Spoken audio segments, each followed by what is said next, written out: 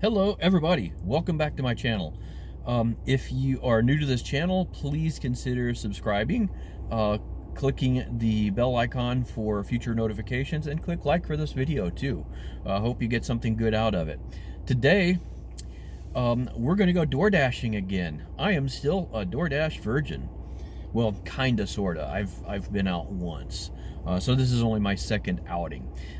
Before I fire up the DoorDash app though and sign in and look for any deliveries though, I thought I would share with you a couple of things that I learned from my first outing, and just kind of things that I got to thinking about, some of which are pretty obvious anyway. You'll probably already know about this, or you might think about it after a bit. At first you're probably a little nervous or excited or whatever, so let's dive right in though. First things first, some of the stuff that you're picking up is gonna smell really good. So I don't care if you've just had lunch or dinner or whatever, bring yourself something to drink, and maybe a snack too, because it probably won't take long before you'll start feeling, a little hungry and maybe like, I could use something to drink right now myself. So bring it with you. Bring you a water bottle or something like that. It's a lot cheaper if you bring it with you than having to stop and get something along the way. And we're out to make money, not spend it. Two, remember you are an independent contractor. You are a business, so you have to look the part, basically. Don't dress like a slob. Don't get out there in your PJs and hope for the best. If you have somebody at a nicer house or something that you pull up to and they're like, could you help bring this in please, or set it on the table inside or the counter or whatever, you want to look the part. You want to look, you don't have to look like you're going to a wedding or a ball or something. Just look like you're going to work. Dress properly for that. On the second note of that, item number 3, your vehicle is also an extension of that work, so try to keep it looking the best you can. Depending on your vehicle, that may be easier than not, but do your best. Interior wise, keep it clean. Make sure there's plenty of room for you to put your stuff. If somebody comes to your car to grab it out, like they're meeting you in a parking lot to pick something up, don't make it so that the interior of your car questions whether or not they should be using you as a dasher. Just clean it up a little bit. Do the best you can. Outside, same thing. Wash it where you can. And if you can, my personal preference, I prefer to buy my own car wash stuff and wash it myself. So if you have access to a water hose, do that. For literally the same as you would pay for a couple of cheap gas station car washes, you can buy everything you need to wash it yourself for 100 times. So you're saving money. And like I said, the objective is to make money.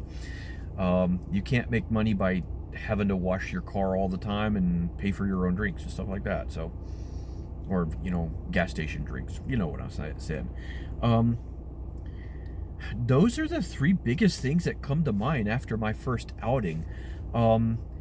If some of the I only got 3 orders the first time out. I just wanted to see what it was like and learn the ropes and kind of get a feel for it. But I already noticed every single order had a drink in it.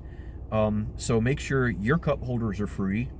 And you might want to bring a towel or a mat or something like that to lay over your seat, like your passenger seat. Maybe even get a cheap seat cover eventually or something like that that's waterproof, so that if there is a spill, it's contained. You don't have to worry about it getting all over your car. So there's my thoughts. We're going to go sign into the app, do some dashing, and if there are other thoughts that come up, I'll let you know. All right, I did think of another one here for you guys. Since I'm just doing this as kind of a side thing, I don't really want to schedule hours. Maybe later, like if it's the middle of winter, or I know that there's going to be a really cold day. I'm a morning person. I usually get up pretty early in the morning, so I might not mind saying, you know what, tomorrow morning looks like it's going to be cold and nasty. I'm gonna schedule myself for like 7 to 9 o'clock to go dashing. Um, if you prefer to do the dash now option, you can do a couple of things. You can choose to dash now if there is ample capacity to do that. If they don't have enough orders coming in and have enough dashers already on the app working, then you cannot do dash now. The button will not be there. You can only schedule at that point. So you've got to go just keep checking throughout the day to see when those times are that you can dash now. And you'll probably learn pretty quickly when the busy times are. Your breakfasts, lunches, and your dinners usually.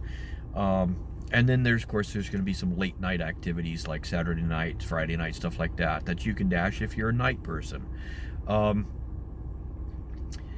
So there's that. Just be careful that if you want to do dash now, it might not always be available. So you might have to think ahead and schedule yourself if you want to do this consistently. So just a thought, and we'll keep going. And back with one other one. And this is something I picked up pretty quickly. Only my second dash out, my second outing, I started getting notices from DoorDash, and I remember other people saying this too, so it was kind of funny that I actually started getting it that quickly. If there are certain things you want to pay attention to and certain things that you just ignore from DoorDash, you'll see things pop up that say, here's your ratings, here's your customer approval ratings or whatever. Here's your acceptance ratings. And if your acceptance ratings are starting to get low, they'll tell you, oh, you should accept more orders and stuff.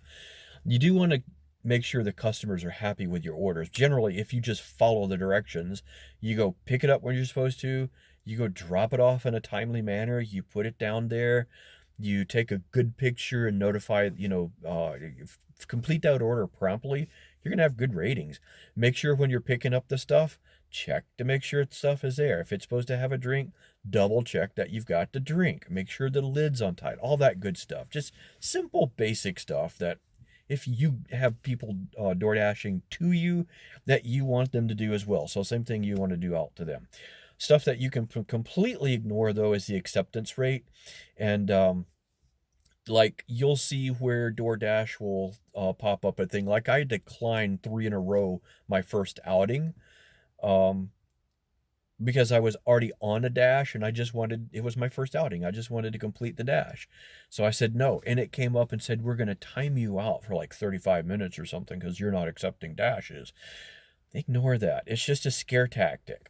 There's a thing right there that says continue dashing. Just hit it and drive on. Ignore them. Ignore the scare tactics. Ignore your acceptance rate either. You do not have to accept a certain amount of orders. A certain rate. There are dashers out there that have a 2% or less acceptance rate because they don't pick up these $3 orders that you got to take 5 miles or 10 miles or something. It's just not worth it. So be careful of that. Don't get caught up in thinking that you have to do all this stuff. You're the contractor. It's your business. You run it the way you want to. Make your customers happy and take those orders that make good business sense. That's it for now. I think, just a couple of quick things that when you're first thinking about dashing or first getting into dashing, just those couple of little things to help, ease your mind and make it easier for you. So nothing special here. See you next time around, and hope you have good luck on your first dash too.